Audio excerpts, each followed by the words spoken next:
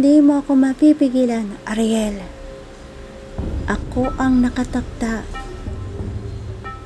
Hindi, sagot ni Ariel. May mas malakas pa sa tadhana ang pag-ibig. At nagliyab ang buong paligid. Ang pagputok ng dalawang mundo. Ang sahig ay bumuka. Ang kisame ay nahulog. Ang ospital ay naging parang kalansay ng dalawang magkalabang hari. Ang bata ay sumigaw. At sa unang pagkakataon, hindi iyong galit, kundi sakit, pagkalito, at takot.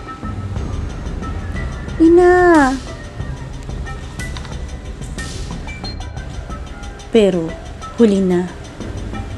Hinawakan ni Ariel ang dibdib ng bata.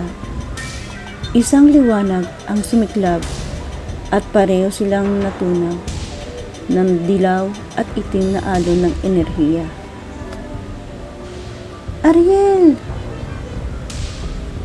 Sinubukan kong tumayo. Sumugod ako. Humawak ako sa hangin na parang may nahahawakan pa. Pero nang umabot ako sa kanila, sumabog ang dalawang mundo sa isang puting liwanag.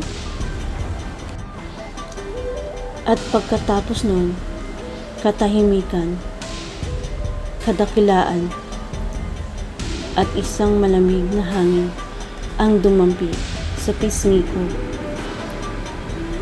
Mara, si Ariel, mahina, pabulong. Mahal kita kahit kailan. Hindi ako nagpapadala sa kasamaan. Kahit pa ang hindi niya natapos, naglaho siya at naiwan ako mag-isa, nakahawak sa sahig, umiiyak. At walang kasiguraduhan kung buhay pa ang aking anak sa loob ng nagdurugtong na dimensyon. Nagising ako sa tunog ng mga makina. Hindi sigaw, hindi iyak. Hindi bulong ng dilim, kundi ang mahinang beep beep beep ng cardiac monitor. Una kong naisip, panaginip lang ang lahat. Isang hallucination, isang breakdown, isang bangungot ng isang pagod na doktor. Pero, nang imulat ko ang mga mata ko, nasa ICU ako. Puti ang kisame,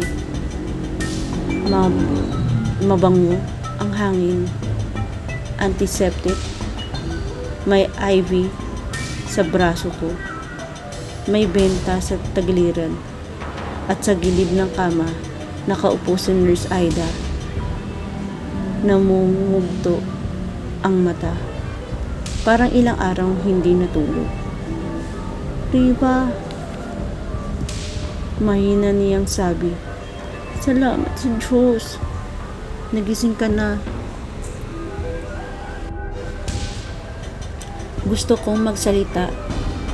Gusto kong itanong ang libo-libong tanong na bumabayo sa utak ko. Pero, iisa lang ang lumalabas sa bibig ko. Nasaan ang bata?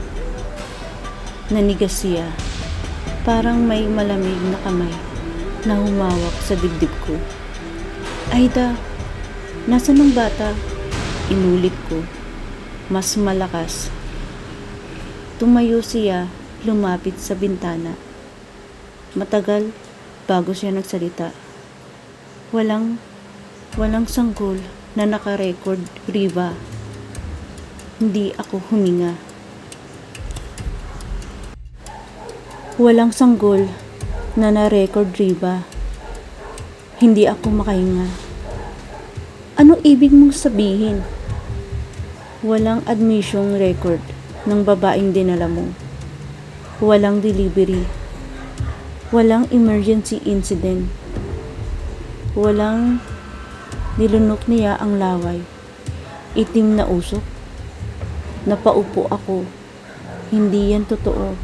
Sabi ko, nandun ka. Nakita mo, narinig mo. Nahawakan ko siya. Alam ko, pabulong niyang sagot. Pero, parang binura ang lahat. Lumapit siya sa kama ko at inilabas ang cellphone niya. May CCTV footage pero pinindot niya ang play. Sa screen, nakita ko ang ER. Tahimik, normal. Walang babaeng bumagsak. Walang itim na usok. Walang engkanto. Ako lang. Ako, nakahawak sa wala. Ako, sumisigaw sa hangin. Ako, parang baliw. Bumigat ang dibdib ko. Hindi ako baliw. Bulong ko. Huwag mong sasabihin sa akin na baliw ako. Hinding-hindi, sagot ni Aida. Dahil may isang bagay na hindi rin mabura. Tinanggal niya ang kwintas sa leeg niya. Isang maliit na bagay na parang buto. Kulay ginto.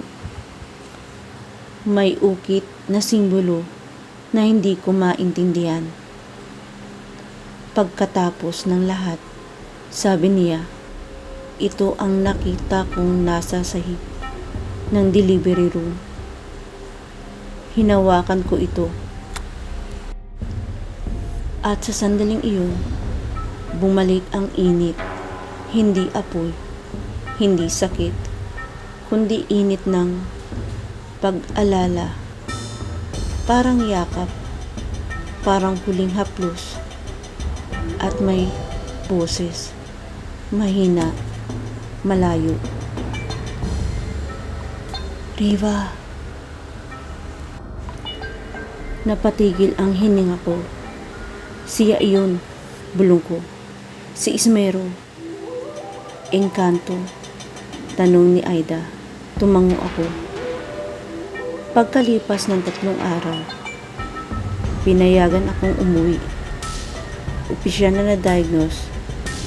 Acute stress reaction. Hallucination due to exhaustion.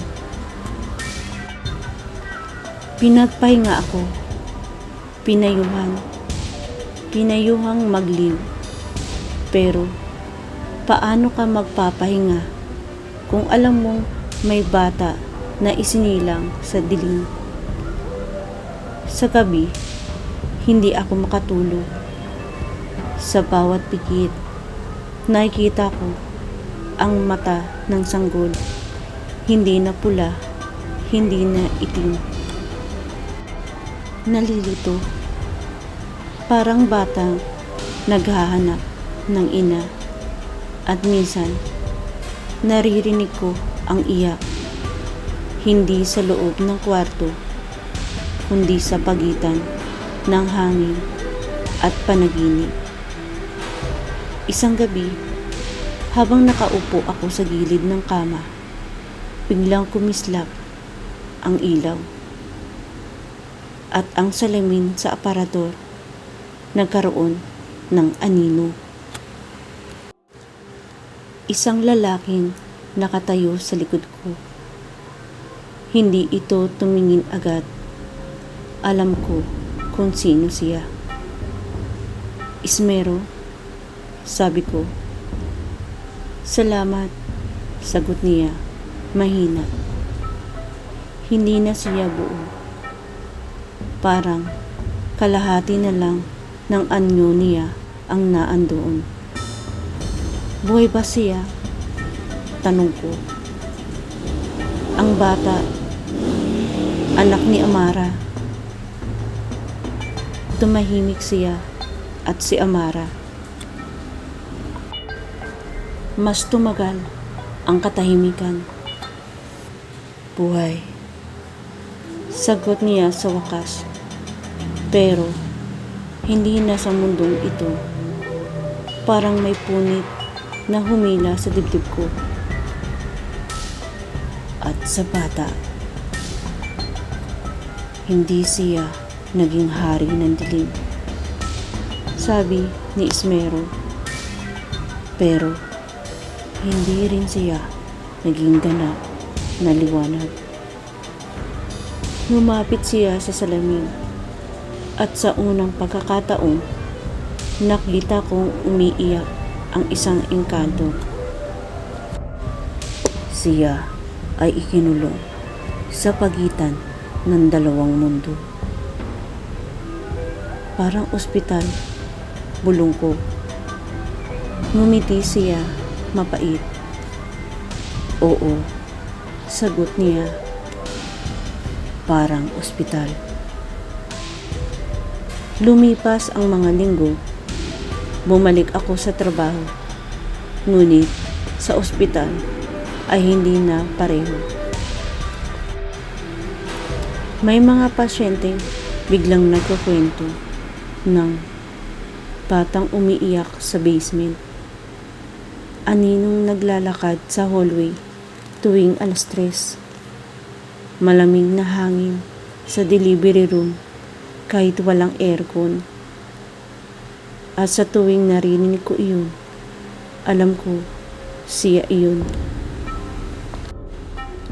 Hindi siya sasama, hindi rin siya mabuti. Isa siyang batang naghahanap ng sarili. Isang gabi, habang nag-check ako ng chart sa basement, narinig ko ang iyak. Hindi malakas, hindi pananakot, kundi malungkot. At sa dilim, may munting anyo. Hindi na sanggol, hindi pa bata. At nang tumingin siya sa akin, hindi ako natakot. Riva, Sabi niya, hindi ko alam kung sino ako. lumuhod ako. At hindi kita iiwan. Sagot ko, Hindi kita bibitawan. sa likod ko, narinig ko ang boses ni Ismero. Iyan ang dahilan kung bakit hindi kanya sinaktan. At doon ko naintindihan, hindi lahat ng sumpa ay winawasak. May ilan inaalagaan. Mga kaibigan, maaari ba kayong mag-iwan ng comment tungkol sa ating kwento? Sa ngayon, ay puputulin ko muna ang ating pagkukwento. Sa mga bago pa lang sa ating channel, maaari bang pa-subscribe, like, share, and comment? Maraming salamat sa inyong pagsuporta. Ang kwentong Kalbabalaghan.